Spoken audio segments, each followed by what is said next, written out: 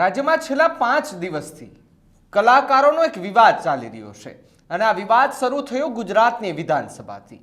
હવે તમને એવું હશે કે ભાઈ વિધાનસભાને અને કલાકારોને શું લેવા દેવા, પણ લેવા દેવા તો છે ભાઈ ગુજરાતમાં। કારણ કે વિધાનસભાની અંદર જ્યારે સત્ર ચાલી રહ્યું હતું તે દરમિયાન માત્ર સિલેક્ટેડ કલાકારોને બોલાવવામાં આવ્યા હતા। તેવા હું નહીં, પણ જે કલાકારોને નહોતા બોલાવવામાં આવ્યા ને એ લોકો આરોપ લગાડી રહ્યા છે। અને એમાંના સૌથી મેન વિક્રમ ઠાકોર કે જેણે સૌથી પહેલી આના પર પ્રતિક્રિયા આપી હતી અને હવે એક ઠાકોર સમાજ છે કે જે આ મુદ્દે સતત અવાજ ઉપાડી રહ્યો છે। વધુ એક મારી પાસે લેટર આવ્યો છે ને લેટર છે સમસ્ત ઠાકોર અને કોળી એકતા મિશન ગુજરાત। આ લેટર આવતાની સાથે જ ખળભળાટ મચી ગયો। નમસ્કાર, આપ જોઈ રહ્યા છો ન્યૂઝ રૂમ અને આપની સાથે હું છું ભાવિક। રાજ્યની અંદર વિધાનસભાનું સત્ર ચાલી રહ્યું હતું તે દરમિયાન ગુજરાતના ખ્યાતનામ કલાકારોને બોલાવવામાં આવ્યા। ગીતાબેન રબારી, કિંજલ દવેથી લઈને લગભગ બધા જ કલાકારો, માયાભાઈ, કીર્તિદાન ગઢવી, આ બધા જ હતા। પરંતુ ક્યાંય ઠાકોર સમાજના કલાકારો ન દેખાયા અને ઠાકોર સમાજને જ્યારે ખબર પડી, એ કલાકારોને ખબર પડી, એ રોષે ભરાયા અને રોડ ઉપર ઉતરી આવ્યા। અમારો શું વાંક, અમને કેમ ન બોલાવ્યા?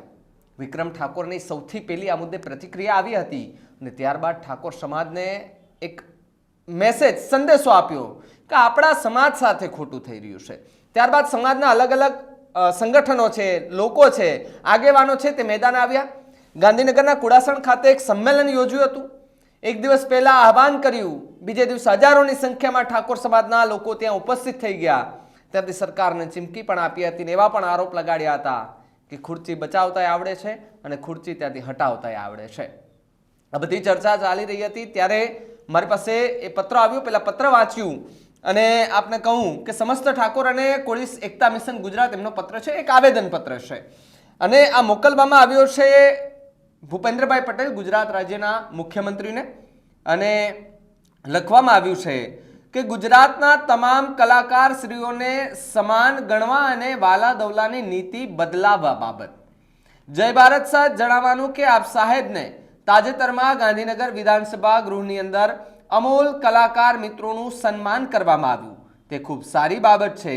પરંતુ ગુજરાતભરમાં વિવિધ સમાજની અંદર ટેલેન્ટેડ અને ગુજરાતના ચલચિત્રો જેમાં લોકગાયક, સાજિંદાઓ, ફિલ્મ સ્ટારો અને નાટકોથી સમગ્ર ગુજરાતના લોકોને ગુજરાતના ઇતિહાસ અને પુરાણી વાર્તાઓથી લોકોને હંમેશા માહિતગાર કરી ગુજરાતની અસ્મિતાને હર હંમેશ માટે ઉજ્જવળ બનાવતા આ તમામ કલાકારો તત્પર રહેતા હોય છે।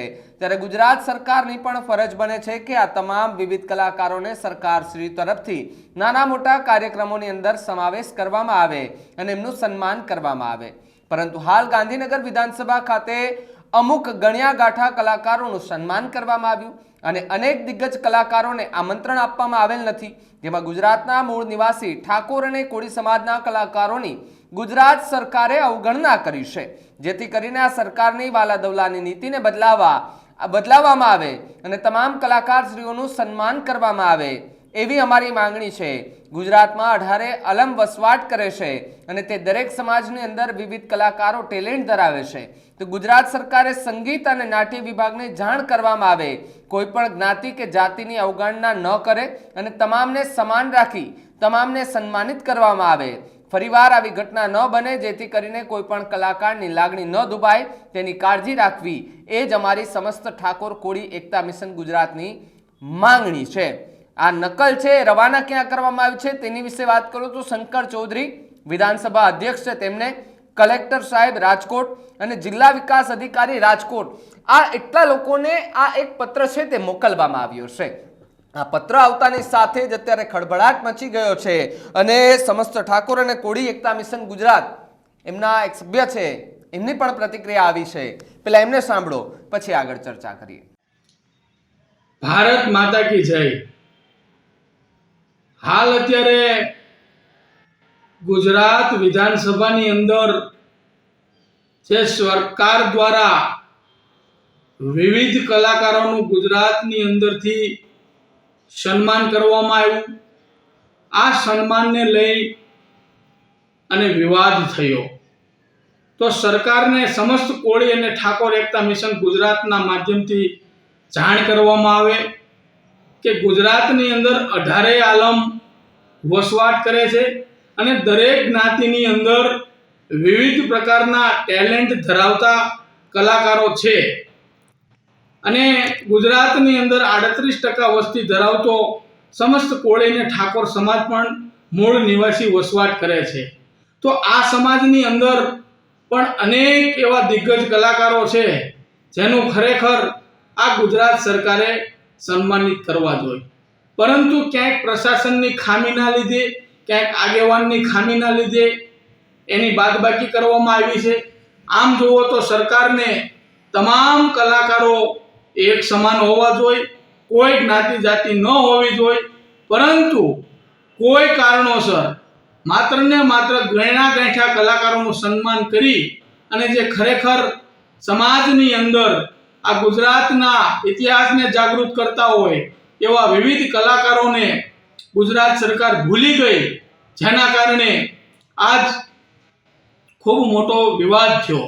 તો ગુજરાત સરકારને એક નોંધ લેવી જોઈએ કે ખરેખર જો આવા કોઈ કાર્યક્રમ તમારે કરવા જ હોય તો ગુજરાતની અંદર વસવાટ કરતા તમામ કલાકાર, તમામ જ્ઞાતિ જાતિને ભૂલી અને તમામ કલાકારની યાદી કરી અને વિધાનસભાની અંદર કે સરકારના માધ્યમથી સન્માનિત કરવા જોઈએ. આજ સમસ્ત કોળી અને ઠાકોર સમાજના એક પણ કલાકારનું સન્માન ન કર્યું, જે બદલ ગુજરાતભરમાં સમસ્ત અને કોળી ઠાકોરની લાગણી દુભાણી કે અમારા સમાજની અંદર આવા ખરેખર હાઈ લેવલના કલાકારો હોય તેમ છતાં આનું સન્માન કરવામાં ન આવે તો આ સરકાર વાલા દવલાની નીતિ ખરેખર અપનાવી રહી છે. સમસ્ત કોળી અને ઠાકોર સમાજને જેવું જોઈએ એવું પ્રભુત્વ નથી આપી શકતી, પણ આજે એ પણ નક્કી થઈ ગયું કે ગુજરાતની અંદર આવા ટેલેન્ટ ધરાવતા સમસ્ત ઠાકોર અને કોળી સમાજના કલાકારોની પણ બાદબાકી કરી અને ખરેખર આ સરકારે વાલા દવલાની નીતિ રાખી છે. તો અમારી એક જ માંગણી છે કે આ ખરેખર ફરીવાર આ તમામ કલાકારોને બોલાવી તમામનું ભવ્યથી ભવ્ય સન્માન થવું જોઈએ અને જે પણ જ્ઞાતિ જાતિની અંદર જે કલાકારો નાના મોટા રહી ગયા છે એને પણ સન્માનિત કરી અને તમામ કલાકારોને એક સમાન રાખવા જોઈએ.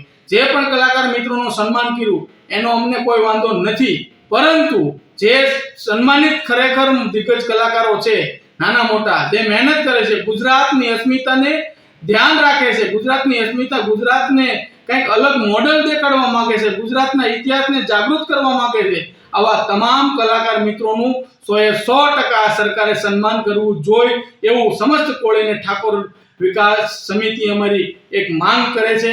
જય હિન્દ, જય ભારત. તો આખી આ જે ઘટના બની છે તેને લઈને હવે ઠાકોર સમાજ લડી લેવાના મૂડમાં છે. લગભગ 2 દિવસ પહેલા તો ઉત્તર ગુજરાતની અંદર વિરોધ પ્રદર્શન પણ કર્યું હતું ને પોલીસે અટકાયત પણ કરી હતી, એવા સમાચાર મને મળ્યા હતા. પણ હવે આ આખી જે ઘટના છે તેને લઈને બીજી ચર્ચા એ થઈ રહી છે કે શું હવે વિક્રમ ઠાકોરે પોલિટિક્સમાં ઉતરી જવું જોઈએ? આ એવો સમય આવી ગયો છે. એવું પણ હતું કે આની પહેલા પણ એકવાર ઓફર કરવામાં આવી હતી, તેવું પણ કહ્યું હતું ને વિક્રમ ઠાકોરે હરેક સ્પીચમાં એવું પણ કહ્યું છે કે નરેન્દ્ર સાહેબ મોદી વડાપ્રધાન મને ઓળખે છે તો અહીંયા બેઠેલા મુખ્યમંત્રી મને કેમ નથી ઓળખતા, અહીંયા બેઠેલા જે લોકો લિસ્ટ બનાવે છે એ મને કેમ નથી ઓળખતા, એ મને નથી ખબર. આવા આરોપ વિક્રમ ઠાકોરે લગાવ્યા હતા. જ્યાં સંમેલન યોજવામાં આવ્યું હતું એ સંમેલનની અંદર પણ મોટી જાહેરાતો કરવામાં આવી હતી ને એક વિડીયો પોસ્ટ કરવાનું કહ્યું હતું કે વિડીયોની અંદર ઠાકોર સમાજના લોકો જે કહેશે એ હું કરવા માટે તૈયાર છું, કારણ કે હવે મેં બીડું ઉપાડ્યું છે, હવે મારો સમાજ કહેશે એમ હું આગળ આવીશ. હવે ઠાકોર કોળી સમાજ અને એમના એકતા મિશન ગુજરાત આખા સંગઠનો છે તે મેદાને આવ્યા છે અને સરકાર સામે આક્રોશ ઠાલવી રહ્યા છે, વ્યથા ઠાલવી રહ્યા છે અને કહી રહ્યા છે કે દરેક કલાકાર એક સમાન હોય, તમે આવી રીતે અવગણના ન કરી શકો. આખા મુદ્દે તમારું શું માનવું છે એમને કમેન્ટ કરીને ખાસ જણાવજો. ને હા, તમે અમારી ચેનલને સબસ્ક્રાઇબ ન કર્યું ને ભાઈ તો પેલા અમારી ચેનલને સબસ્ક્રાઇબ કરી લેજો, કારણ કે આવા સચોટ પડે પડના સમાચાર તમને તમારા મોબાઈલ પર તરત જ મળી રહેવાના છે. નમસ્કાર.